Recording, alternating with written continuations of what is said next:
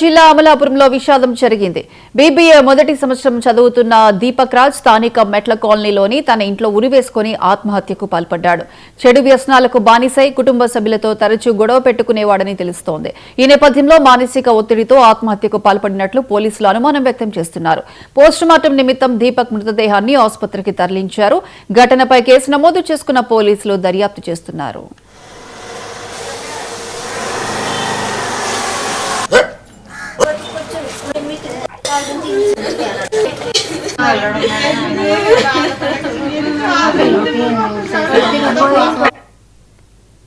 పడుకుంటున్నాను అన్నాడండి. తలుపేయకు బాబు అన్నానండి. తలుపేయలేదండి. మా ఏడియాగాని మా ఆయన కొంచెం దూరం ఓ మంచమే పడుకున్నారు, నేను మంచమే పడుకున్నానండి.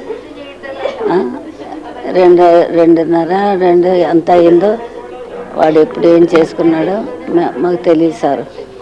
కుక్కను 2:30 దాటాక పాస్ తీసుకొచ్చాడండి.